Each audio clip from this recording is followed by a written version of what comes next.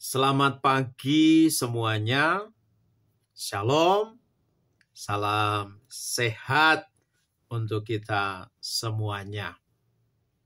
Pada kesempatan ini saya ingin mengajak para sahabat untuk berbincang-bincang tentang Injil hari ini. Apakah para sahabat sudah membaca Injil hari ini? Jika belum membacanya, silahkan dibuka dari Injil Lukas bab 19 ayat 1 sampai 10. Saya tunggu. Saya ulangi, dari Injil Lukas bab 19 ayat 1 sampai 10. Kisah tentang Sakeus. Kalau kita mendengar nama Sakeus, kita jadi ingat lagu ini. Judulnya itu ya Sakeus. Oh Sakeus, orang pendek, kecil, betul dia. Silahkan dilanjutkan. Sakeus ini dikenal sebagai orang yang kaya.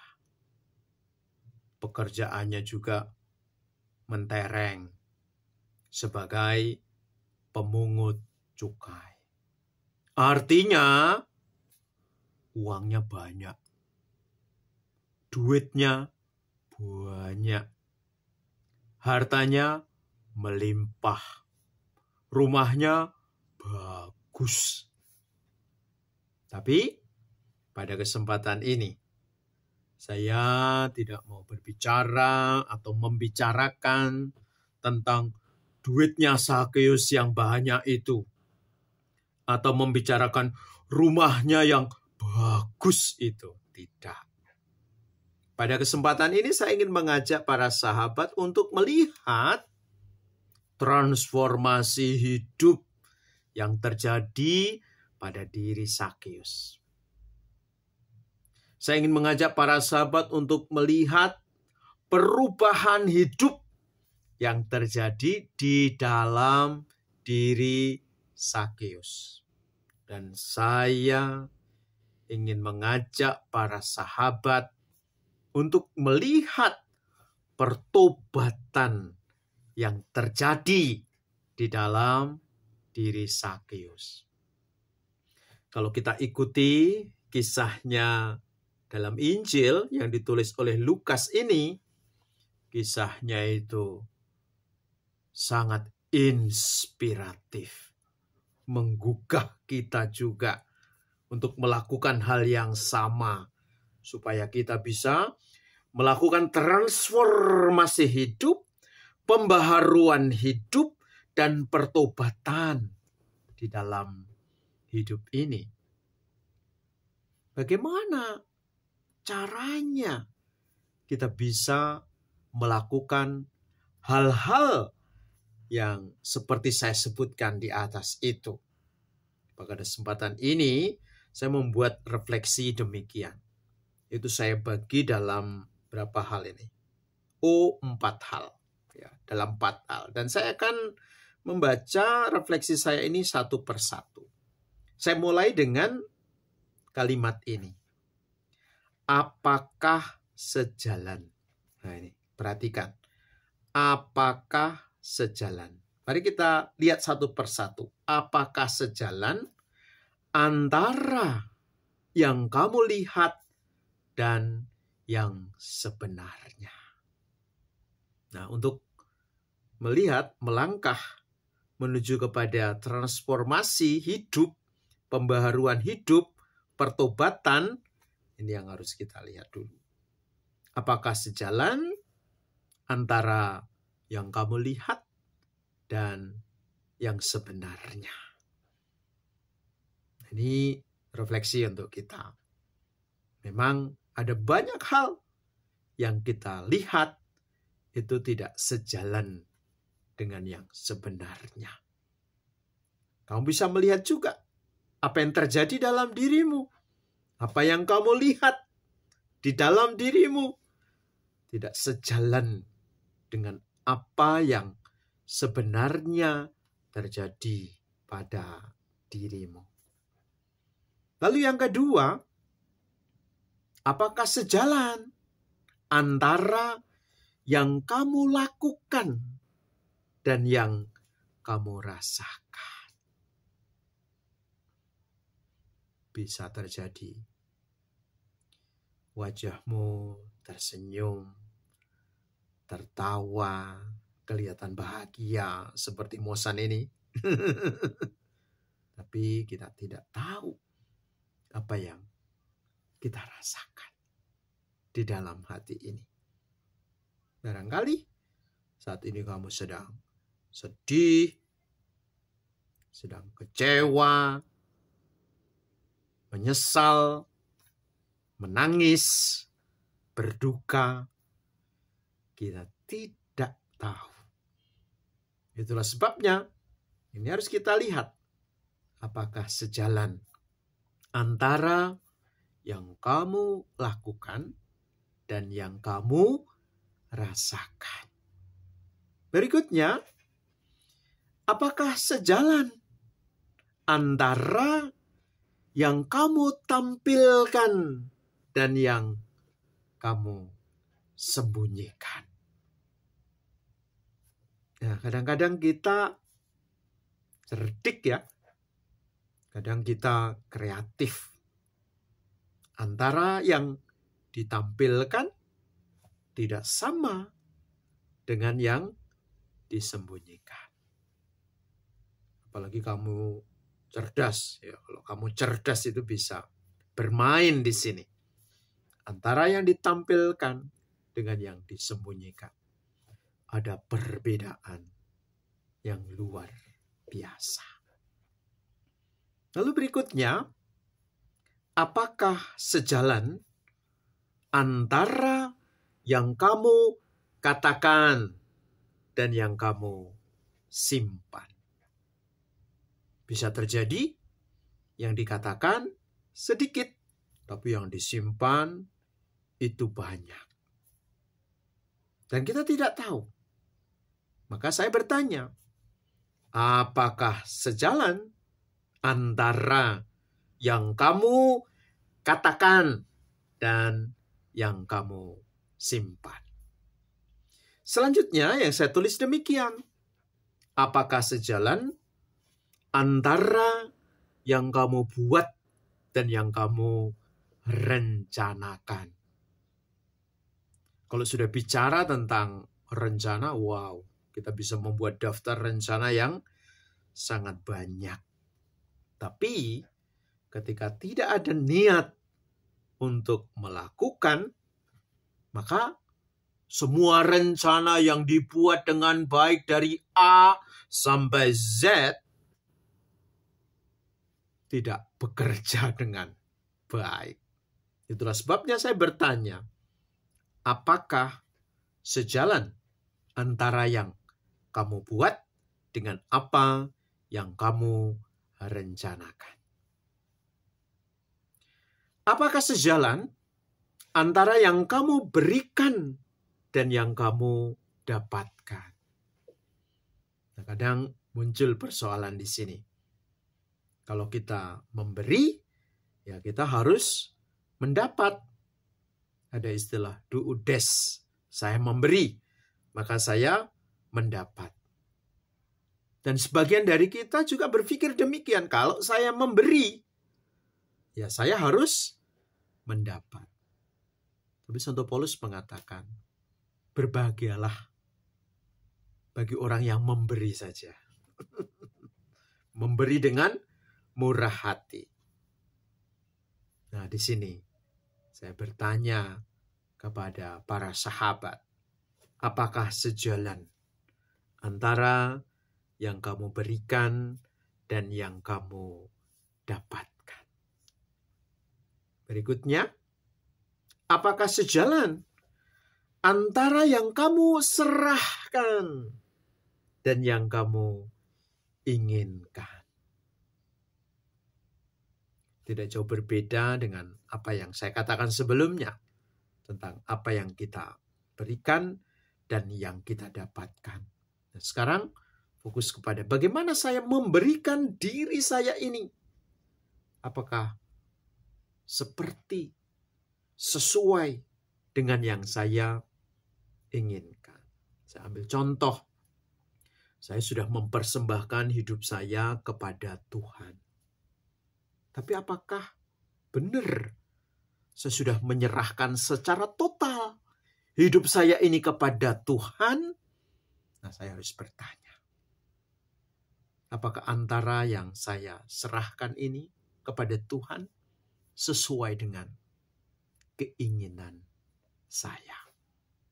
Nah, selanjutnya para sahabat, masih ada beberapa poin yang lain. Seperti ini. Apakah sejalan antara sikap-sikapku dan nuraniku? Bahasa dari hati nurani itu sangat jernih. Seringkali kalau kita mau melakukan sesuatu yang salah, tidak benar, sudah diingatkan, jangan melakukan itu. Jangan melakukan ini. Itu tidak baik. Itu tidak benar untuk dirimu dan untuk orang lain. Maka di sini saya bertanya kepada para sahabat, apakah sejalan antara sikap-sikapmu dan nuranimu? Berikutnya, apakah sejalan antara tubuhku dan antara gerakan batin rohaniku? Di sini mulai terasa ya, roh kedagingan, mulai kadang-kadang, dan yang mulai di situ antara roh kedaging berperang dengan roh kita ya, antara keinginan roh. Nah, ini kita setiap kali ya bergulat di situ ya, antara keinginan daging dan keinginan roh. Maka di sini saya bertanya, bagaimana? Apakah sejalan antara gerakan tubuhmu ya, tubuhku ini dengan gerakan dari daging, dengan batin atau rohaniku? Nah, kemudian tidak berhenti di situ juga. Apakah sejalan ini antara perbuatanku dan imanku? Semuanya masih ingat apa yang dikatakan oleh Santo Yakobus dalam suratnya itu ya. 2 Yakobus kalau tidak salah, bab 2 ayat 17. Perbuatan, iman tanpa perbuatan pada hakikatnya mati. Nah, itulah sebabnya iman yang kita miliki harus bisa diwujudkan, diimplementasikan dalam kehidupan sehari-hari. Itulah sebabnya saya bertanya, apakah sejalan antara perbuatanku dan imanku? Para sahabat, kalau tadi yang saya sebutkan dari awal sampai akhir, antara iman dan perbuatan itu tidak sejalan, ya maka kita harus bertanya pada diri kita. Kalau misalnya hidup kita mau terjadi yang namanya transformasi hidup, maka hal-hal yang saya sebutkan di atas tadi harus sejalan. Karena kalau tidak, mustahil terjadi yang namanya transformasi hidup, perubahan hidup, pertobatan yang terjadi di dalam diri kita. Saya yakin Sakeus dalam waktu yang singkat itu mengalami yang seperti saya sebutkan tadi. Dan kalau kita lihat lebih tajam, sebenarnya bukan Sakeus yang melihat Yesus pertama, tapi Yesus yang melihat Sakeus. Keinginannya untuk berjumpa dengan Yesus sudah lama, pingin sekali. Sehingga dia berusaha betul kan untuk berjumpa dengan Yesus, sampai dia naik pohon ara itu karena badannya kecil dan pendek. Tapi dengan tajam, Yesus melihat Sakyus dari bawah ke atas pohon. Sakyus, turun. Karena hari ini aku akan berkunjung ke rumahmu. Dan luar biasa. Sakyus dengan gembira welcome untuk kehadiran Yesus. Dan cerita berlanjut, silakan dibaca. Apa yang terjadi kemudian dalam transformasi hidupnya Sakyus. Dan Tuhan mengatakan, terjadi keselamatan di rumah ini. Karena dia ini anak Abraham. Dan dia menegaskan di situ Yesus. Dia datang memang untuk mencari mereka yang hilang. Seperti Sakyus itu.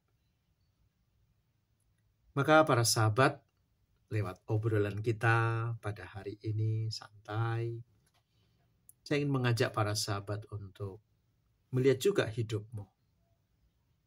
Dan tidak hanya melihat hidupmu, tapi lewat kisah inspiratifnya Sakyus ini, saya juga berharap dalam hidup saya terjadi yang namanya transformasi hidup, perubahan hidup, dan pertobatan.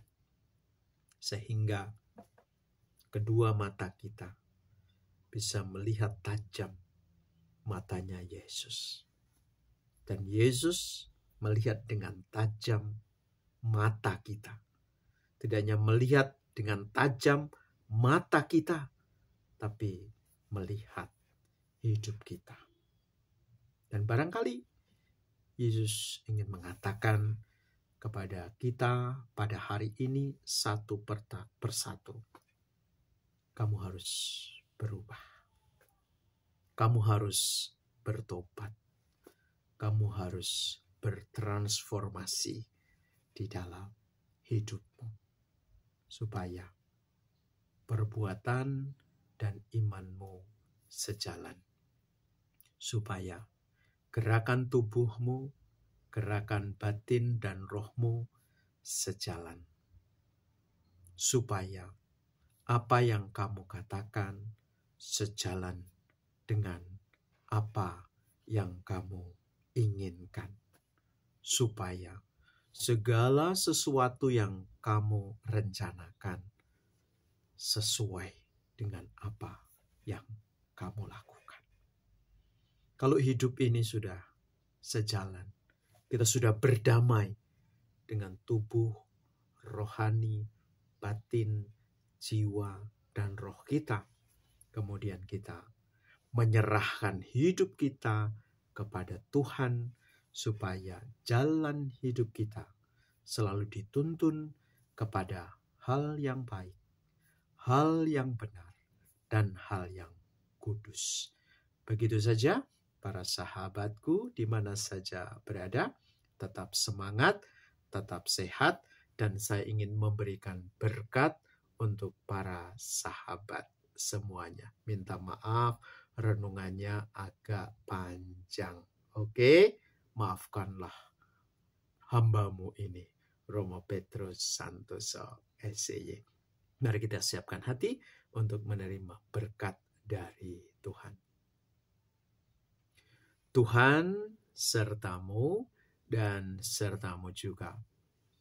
Hidup, perjalanan, perutusan, dan kesaksian kita pada hari ini sebagai anak-anak Tuhan senantiasa dilindungi, dibimbing, dan diberkati oleh Allah yang Maha Kuasa, Bapa, Putra, dan Roh Kudus. Amin. You are the best. Bye-bye.